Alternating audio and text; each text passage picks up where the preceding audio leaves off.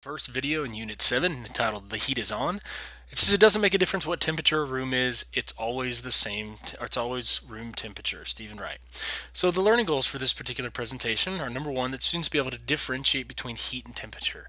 Those are two very commonly used words, either use the same, like oh, it's hot outside or the temperature is high, those sorts of things. And you should be able to use the equation below to solve for an unknown variable. And that's the equation that we have that relates heat and temperature. So here's some things that you should already know. You should already know from Unit 5 that energy is measured in joules. So it's represented with a capital J. You should also know that heat is a type of energy. In fact, we called it thermal energy earlier in the year. But heat is a type of energy called thermal energy. You should also know that energy is conserved through the law of conservation of energy. Now this is Leibniz. He's famous for inventing calculus at the same time as Newton, and he was the first one to actually propose the law of conservation of energy. Now, what we learned in the lab. You should have learned that increasing the heat can do one of two things. It can either increase the temperature of a substance, like you see when the graph goes up, or it can change the phase of the substance, which is what you see when the graph goes flat. You should also know that water has a specific heat capacity of 4.184 joules per gram Kelvin. Now, in this class, we're more commonly going to use the 4184 joules per kilogram without the decimal, because we're going to mostly be working with the standard unit of the kilogram, and that's also Kelvin. You should also know that whenever you increase the mass, it decreases the change in temperature. So if you have a very, very large pot of water, it is much more difficult to change the temperature of that large pot of water compared to a very small pot of water. Thermal energy. Thermal energy represents the sum of the potential and the kinetic energy. Now, thermal energy is what we often refer to as heat. Now, just because you increase the thermal energy of a system does not always mean that you increase the temperature of a system. Now, how's that? Well, if you have a small cup of water at 10 degrees Celsius, this cup has a certain amount of thermal energy, a certain sum of the kinetic and potential energy. If you take a large cup of water, maybe something like a swimming pool, and this is 10 degrees Celsius, okay, you haven't increased the temperature at all. But what you do have is you do have more potential and more kinetic energy just because of the sheer volume of water that you have. So thermal energy does not always have to have an increase in temperature in order to increase.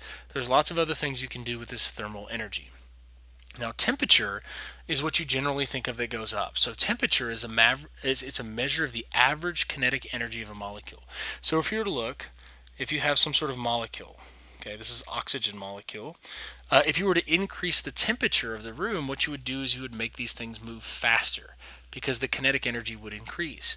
So temperature is the average kinetic energy of all the molecules in the room. Not one particular molecule, but all of them when you average them together. Now, what a higher temperature means is that things are going to move faster. What a slower temperature means is that they're going to go slower. Now, these are the two formulas that we have to convert between the different scales. So the first thing is we always want to work in Kelvin if we can, and that's why we call it TK. It's the temperature in Kelvin. Now, a lot of times you will be given things in Celsius. In order to go from Celsius to Kelvin, it's really easy. You just add 273. Now, it's a little bit trickier whenever you're working with Fahrenheit, and we will use Fahrenheit to some degree because that's what you guys are most familiar with. Although, this is really the only country in the world that Fahrenheit is used. So this is the formula to convert Fahrenheit to Celsius. Now notice I don't have a formula to go from Fahrenheit to Kelvin because you have to go from Fahrenheit to Celsius and then add 273, and that gets you to Kelvin. Absolute zero is the lowest possible temperature. It's the temperature at which all molecular motion ceases. And what we do is we call that 0 Kelvin. Now when you report temperatures in Kelvin, there's no degree sign. Okay, there's no degree sign because it's not degrees Kelvin, it's an absolute scale, so it's just 0K. So 0K is where all molecular motion ceases. Remember how we said that temperature is average kinetic energy? Well, if you have a temperature of 0, that means that you have zero motion. Now, zero motion is a theoretical temperature. We've never actually gotten down that far, and there's a lot of predictions that say we never will.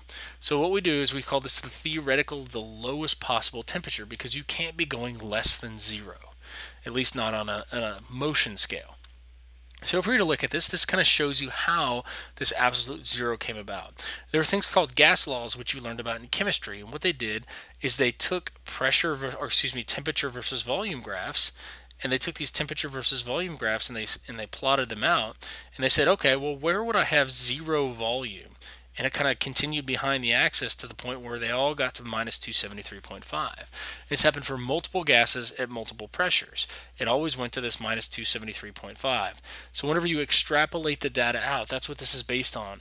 Absolute zero is based on an extrapolation of existing data. Now, I will tell you this, there have been a lot of efforts to get to absolute zero, and nobody has actually gotten. They've gotten there within a millionth of a degree, but nobody has ever been able to get to absolute zero.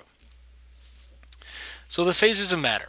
You should be familiar with the phases of matter now. You have solids, and solids means that molecules are stuck together and are only allowed a small vibration. So what happens is these two atoms that are stuck together will vibrate back and forth very, very, very quickly. So they're moving, but at the same time it's just a small vibration. Liquids are a little bit different because not only are they vibrating, moving back and forth, but they're actually free to rotate relative to one another. So this molecule can rotate over here, and this one can go over here, but they are confined by gravity. Okay, they can't escape gravity. And that's what we have for liquids. Now, gases have sufficient energy that not only can they move translationally, which means they can move side to side, they can vibrate, but they can also escape gravity. So they have enough energy to overcome gravity pulling them down. Okay, heat. So whenever we talk to heat, we're talking about thermal energy for the most part, but heat's a little bit more specific. What it means is heat is the transfer of energy between objects of two different temperatures. So for example, if you have something at 50 degrees Celsius and you have something at 40 degrees Celsius, you would have a flow of heat. Heat would flow from the 50 to the 40. It goes from the high to the low. Now heat can do one of two things. It can either change the temperature, which we call the kinetic energy, or it can change the phase, which is the potential energy. So since heat is an energy, when you add heat to a system, it's not that the heat goes nowhere, it's either going into the kinetic energy or the potential energy. Now since heat is an energy, it's going to have an SI unit of joules. Now a joule is a really small value, so don't be concerned when you get very, very large values for heat. Okay, next we have thermal equilibrium. Now what thermal equilibrium is what all systems are striving to get to. All systems want to get to the point where they are have equal temperatures. So what will happen is heat will flow back and forth from one to the other until they have thermal equilibrium, which is where the temperatures are the same. Now, when systems are in thermal equilibrium, that doesn't mean they shut off. They're like, oh, we're good, and they shut off. That doesn't happen. What happens is heat still flows from one to the other, but since they're the same temperature, there is no net movement of energy. There's still energy movement back and forth, but they just cancel each other out. Next it says, developing A1, it says we want to go ahead and, Developing A1, it says a can of hot soup is placed on a windowsill to cool. Describe the transfer of energy on a macroscopic scale. So whenever we're looking at this thing on a macroscopic scale, the first thing that we want to do is we want to say macroscopic means large scale. So we're not dealing with it on a per atom basis. We're dealing with it on a large scale. Whenever you do this, we would say that the reason why there's a transfer of energy is energy is always transferred from high to low.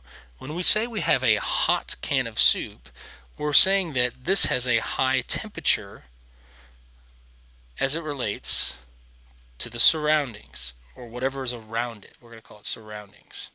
So this is a lower temperature. So because of the idea of thermal equilibrium, what will happen is there will be a net flow of heat. So heat will go this way. We'll call heat Q. Heat will go into from the higher temperature to the lower temperature until they equilibrate, or until they get to thermal equilibrium. Once they get to the same temperature, there will be no net flow of heat one way or the other. Next, it says developing A2, which has more thermal energy, a single cup of coffee at 80 degrees Celsius, or a swimming pool at 10 degrees Celsius. So this is a tricky question because a lot of people will look at this and go, 80C, 10C, clearly this one is going to have more energy. And it doesn't. It has a higher average kinetic energy. But remember, that's averages per molecule. Overall, this has way, way, way, way, way more molecules. Since it has more molecules, we're going to say that this one, because it has so many more molecules, we're going to say that the swimming pool has more thermal energy because it has more molecules that can hold energy. Now, if you were looking at this one and saying, okay, which one has more energy per molecule, that's when you look at temperature and you say, okay, what's going to be the coffee at that point? But the way this question is worded is it's going to have to be the swimming pool. For the next one, it says which travels faster at the same temperature, O2 or N2. It says justify your answer using the clear method. So we have the same temperature. Whenever we have the same temperature, that means the kinetic energy is the same. So I'm going to have kinetic energy and kinetic energy over here. So this is going to be my nitrogen, and this is going to be my oxygen. Now, if you were to look at this, you say, well, if they have the same kinetic energies, they're going to be going the same speed. But remember, kinetic energy actually depends on two things. It does depend on the velocity, but it also depends on the mass. So if you remember back from Unit 5, kinetic energy is 1/2 mass velocity squared. So although these two numbers are the same, so we're going to just put a little number sign right there. Although those two numbers are the same, because there are different masses, this mass right here is different from this mass, they're going to have different velocities. So what I'm going to say is the one that has the larger mass is going to have the smaller velocity. Okay, so now we need to look at this and we say, okay, well, which one is bigger? So if you can remember your information from chemistry or the periodic table, you can remember that oxygen has a atomic mass of 16, while nitrogen has an atomic mass of 14. Since there are two of them, oxygen would be 32, nitrogen would be 28. Because of that, we can say that nitrogen is the smaller of the two. If nitrogen is the smaller of the two, it's going to be the one that's going to be fastest, because remember, the lower the mass, the higher the velocity. So what I would say is, conclusion. Nitrogen is faster. Okay, now the evidence that I have to support that from the question is they have the same kinetic energy. Kinetic energy is equal for both molecules.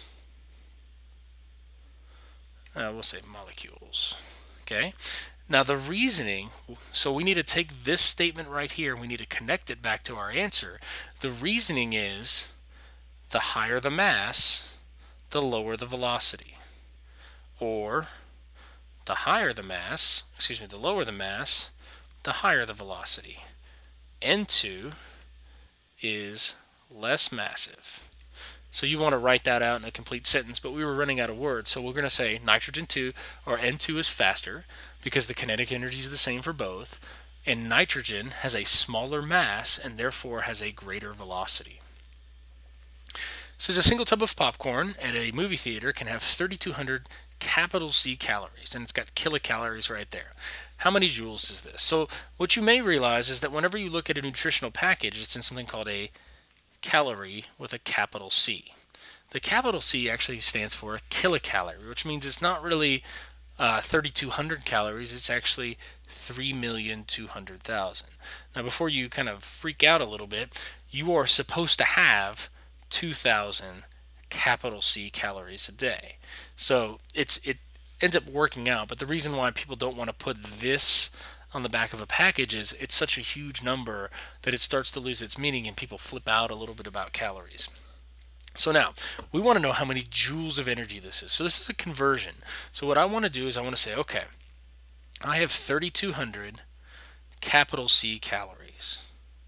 Now the first thing I want to do is I want to convert that from capital C calories to regular calories. Now remember, this capital C calories means it's a kilocalorie. So what I can say is there's one capital C calorie, and then I have 1,000 lowercase calories. Now the reason why I know that is because it's a kilocalorie. Remember, kilo means 1,000. Just like a kilometer to a meter, all those sorts of things, it's 1,000 to 1 ratio. Now once I've done that, I can take this thing and I can say, well, 1 calorie, it's a small c calorie, is 4.184 joules. That's the conversion factor that we have here. So once we take this and we plug it in, we multiply that across the top, divide by the bottom. We don't have to really divide anything by the bottom. Our units cancel out, and what we're left with is 1.34 times 10 to the 7th joules. Now what that means is that's about 13 million joules. So you can see why they wouldn't publish this on the back of a popcorn tub at the movie theater. It says describe the flow of heat on a microscopic level if 300-degree Fahrenheit piece of iron is touched to a 400 K piece of brass.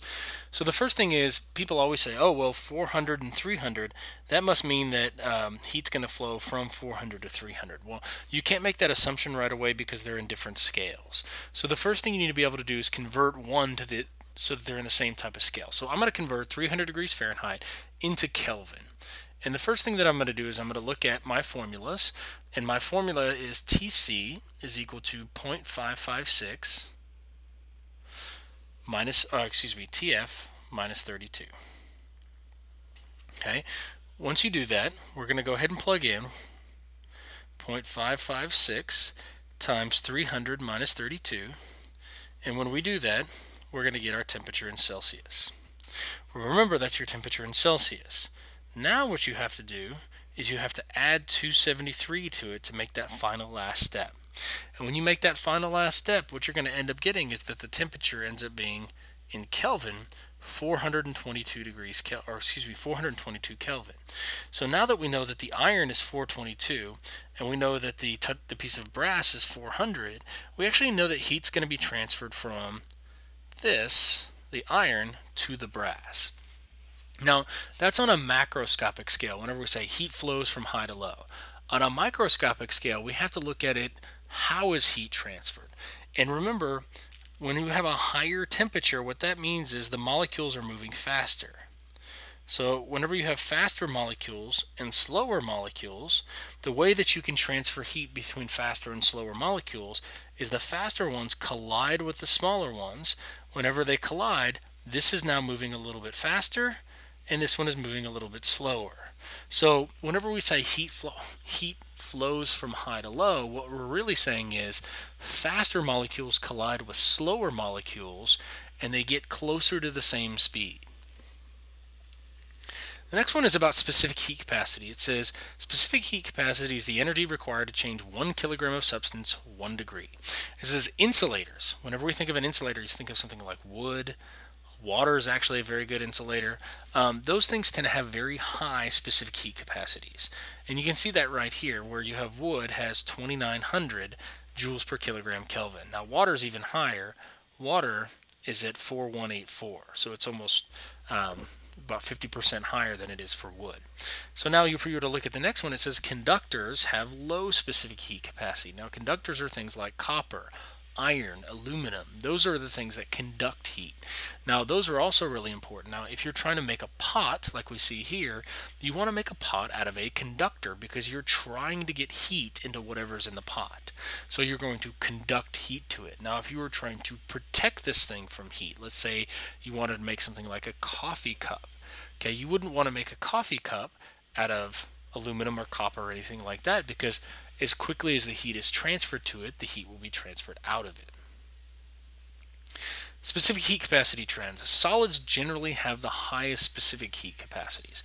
Liquids have about average, medium specific heat, and gases tend to have the lowest specific heat capacities, which means if you put the same amount of heat into a solid, a liquid, and a gas, the gas would have a dramatic change in temperature.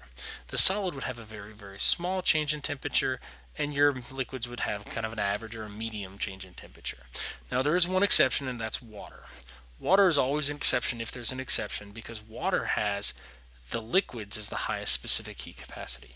Liquid water has a higher specific heat capacity than ice or steam.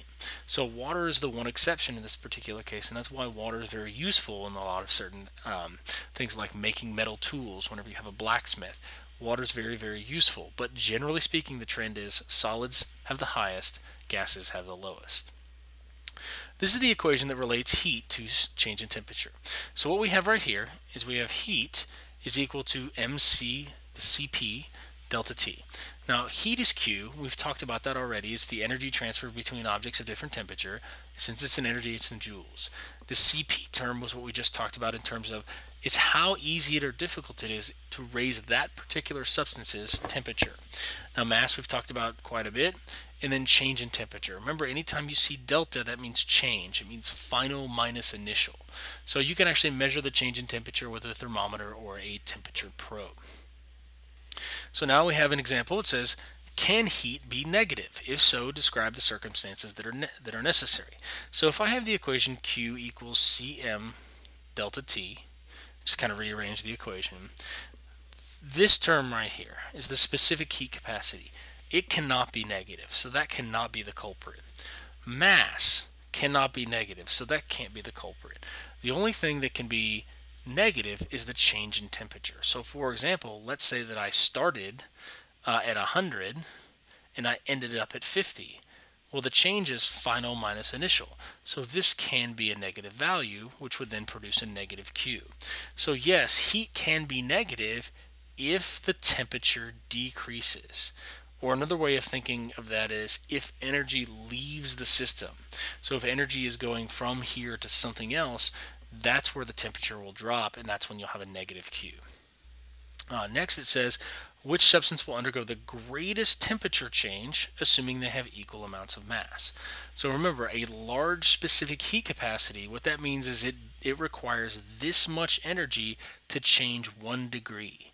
So for each one of these to change 1 degree, it's going to say, well, this is how much energy I need. Well, if you have, let's say I give each one of these 10,000 joules of energy, that means this is going to change roughly 5 degrees. Because 10,000, and it takes about 2,000 per degree, so it's going to be 5 degrees. This one, on the other hand, is going to change like 12, maybe 14, I didn't do the math. This one is going to change something like 20, and this one is going to change nearly 100. Okay, so you have, or not quite 100, more like 80. So you have the same amount of these substances. So to figure out which one is going to have the greatest temperature change, it's going to be the one that's the smallest right here. And so we're going to say plutonium is going to have the greatest temperature change, assuming you have equal masses of all of these. The next one, it says proficient. It says determine the final temperature of a 1 kilogram sample. So remember, we're going to underline our numbers as we go through. I'm looking for the final temperature of a 1 kilogram sample that's initially at 273 and subjected to 100,000 joules of heat.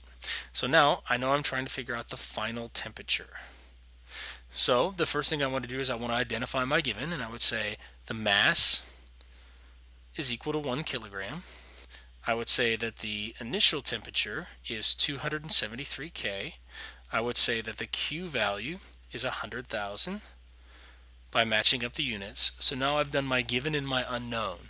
Remember, that's the guess method. Given, unknown, equation, substitution, solution. So the next thing we want to do is we want to put our equation. And our equation is Q equals Cm delta T. The next step to do is we need to actually substitute our stuff in. So remember, you have Q, which is 100,000. You have C, which is what we're trying to it's water, so the specific heat of water, remember from our lab, is 4184.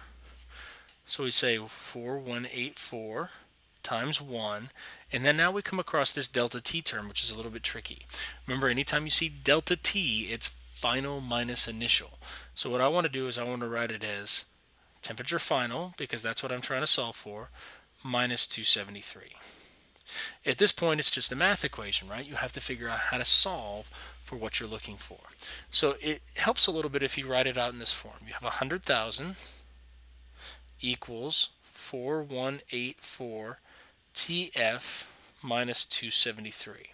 So remember, what you're trying to do is you're trying to isolate TF. So how you're going to do that is first you need to get rid of this 4184. So you're going to divide both sides by 4184. And when you do that, you will be at TF minus 273. Now that's going to be pretty close to what you want because this term's going to cancel, but you don't want to have the 273 there. So the next thing I need to do is I need to add 273 to both sides. When you add 273 to both sides, this term will cancel and leave you just TF. Whenever you do this, you should end up with a value of about 297 degrees. So your final temperature is about 297 K, not degrees, but just K. The next example, or now we're talking about heat and energy. Now we know that heat and energy have to be conserved because of the law of conservation of energy. So if you have a system where you drop something hot into something cold, energy is conserved. Energy goes from one to the other. but it can't be where you create energy, you can't destroy energy, you just have to say that it's conserved. So we can actually use this. In this case, it says a 500 ml sample of water is mixed with a 10,000 ml sample of water. What will happen what is the final temperature when the two are mixed? So what I can say is, because of the law of conservation of energy, the heat that is lost by the hot is equal to the heat that is gained by the cold. That's consistent with the law of conservation of energy. The energy has to go somewhere. Can't be created, can't be destroyed. Now you should know that the density of water is 1 gram per mil. So whenever we say 500 mils, what we're really saying is 500 grams. Whenever we say 10,000 mils, we're really saying 10,000 grams. So now I can look at this thing and I can say, okay, well now I can relate these things together. I can say the hot side is minus Cm delta T. The cold side is plus Cm delta T. The hot substance is water, so I can say minus 4184. The mass is going to be 0.5. Now the reason why it's 0.5 is, remember, this is in joules per kilogram. So we need to make sure that this is in kilograms to match. So I had to take the 500 grams and I had to divide it by 1,000 to get my 0.5 kilograms. So now that's the 0.5 kilograms that's there. Now I need to write my expression for my delta T. Now I'm trying to figure out the final temperature, so I have to say parentheses final temperature minus, I do know what my initial temperature is. I'm going to say my initial temperature is 100. And some of you may be concerned because you say, well, wait a second, don't you need to put that in Kelvin? And you could do that, but Celsius and Kelvin are kind of the same thing, because what I would do is I would add 273 here, and then I would add 273 to the other side, and they would just cancel out. So in this case, I'm going to leave it in Celsius. Equals, on the other side, I'm going to have 4184. I'm going to have the mass, but the mass here is going to be larger. It's going to be 10 kilograms, because remember, 10 divided by 1,000 to convert from grams to kilograms. And then we're still going to have this TF minus 10. Okay, now the first thing you should realize is you have some stuff that's going to cancel out. The first thing is you have 4184 on both sides, so the 4184 cancels out. What you do need to be careful about is the negative sign does not cancel out. So you're going to have negative 0.5 TF plus 50. The reason why is this negative and this 0.5 have to be distributed. So whenever you take negative 0.5 times TF, you get negative 0.5 TF. When you take negative 0.5 times negative 100, you get plus 50. On the other side, you've got 10 TF minus 100. Now, people often get tripped up here because they think this is the final temperature of the cold and this is the final temperature of the hot. How can I solve for two different variables? Remember, they're not two different variables because systems will go to thermal equilibrium. So when they go to thermal equilibrium, the final temperature of the two systems is the same. So at this point, it's just math. You would solve. You would add 100 to both sides. You would get 150. Okay, 100 cancels, 150. You would add 0.5 to both sides, so you get 10.5 TF. You would divide both sides by 10.5 TF, or excuse me, 10.5, and when you do that, you get your TF value, ends up being about 14.3 degrees Celsius. Now, you may be thinking to yourself, well, wow, that's pretty close to the 10 degrees. And you're right. The reason why it's pretty close to 10 degrees is because this right here, there's so much more mass of water that the final temperature is going to be skewed to the one that there's more of. That's assuming they're the same substance. In this next example, it says a blacksmith is making a new axe for a customer with a mass of 5 kilograms that's heated to 1500 C before being plunged into a 100 kilogram tub of water at 23 C. What is the final temperature of the water? Now remember, the final temperature of the water is also going to equal the final temperature of the axe. They're going to be the same. So what I can say is I can say, okay, this is a case of minus Q equals positive Q. Now I like to use the picture to go ahead and separate everything out. I'm going to have the axe on the left, and I'm going to have the water on the right. Now the axe is what is hot to begin with, so it's what's going to lose heat. So I'm going to have minus Cm delta T for the ax, and I'm going to have positive Cm delta T for the water. Okay, so now you would say minus, and then you have your ax value, 460, which is my joules per kilogram. Okay, Kelvin is going to be right there. I have my mass is 5. I have my delta T, which is going to be TF minus 1500. So that's what I have for my ax. For the water on the other side, I'm going to have 4184. I'm going to have 100 kilograms, and I'm going to have TF minus 23. Okay, at this point, you need to practice where you distribute everything. Once you distribute everything and then you solve, you're going to end up with an answer. Now, your answer, okay, I'm going to leave the math for you guys on this one, where you take this thing, multiply them, distribute them. One thing that you can always be very careful of is no matter what, your answer has to be between 23 and 1500. If you do not get an answer between 23 and 1500, because those are our initial temperatures, if you get something different, what happens is you made a mistake on a negative sign. You didn't distribute the negative here, and you left this negative where it should become positive. So those are kind of some common things that you can look for whenever you're doing the math. If you get something that's outside of this range, you made a mistake. Also, the water is more massive and has a higher specific heat capacity. So because of that, I know not only is it going to be between 23 and 1500, but it's going to be way closer to 23 than it is to 1500. In fact, when you do the math, if you do the math correctly, you should end up with a final temperature of somewhere around 31.1 degrees Celsius. The last one is very similar. It's going to be a minus Q equals positive Q. It says, what is the initial temperature? Okay, I'm trying to find the initial temperature this time. It's a little bit different, of 1 kilogram of platinum if it reaches 9 degrees Celsius after being plunged into a 1.5 kilogram tub of water that is initially at 10 degrees Celsius. So what you can say is you've got an initial temperature of water and you have a final temperature for water. And one of the things you're going to realize in this particular case is that water is the thing that's cold in this case. Okay, water is going to go from 10 degrees to 9 degrees. So water is actually going to drop in temperature. So that means this platinum hammer has to be very, very, very cold. So I'm going to say that the platinum is going to be our cold. So it's going to be plus Cm delta T. And the water is going to be the hot, which is going to be minus Cm delta T. So I can say minus 4184, that's how much water I have, right? Or the specific heat of water, times 1.5, because that's the mass, times the final temperature. Now remember, the final temperature is 9, and the initial temperature is, the final temperature is 9, and the initial temperature is 10. So what you're going to see here is minus 4184 times 1.5 times, this is going to be a minus 1, so you're going to end up with a positive value on the left. On the right, you're going to have 130. Okay, you're going to have the mass, which is going to be 1.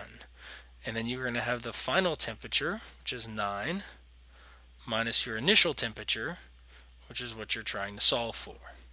Okay, whenever you do this, you're going to end up with your initial temperature. If you do the math right and distribute everything the way you're supposed to, the initial temperature is actually going to be very cold. It's going to be minus 39.3 degrees Celsius. And a lot of people ask at this point, they say, well, shouldn't it be between the two temperatures given? No, because remember, this right here represents a final temperature. Okay, that is the final temperature. This right here represents your initial temperature for the water. But whenever you have to have your original thing, this is remember, your final temperature has to be between your two initial temperatures. So you have minus 39.3 as one initial temperature, you have 10 as one initial temperature, and look, your 9 degrees fits right in between there. It's closer to the water because there's more of it and because water has a high specific heat. These do take practice, especially when you're looking at the distributive property and making sure that you use the signs right when you flip. You will get more practice in the interactive practice.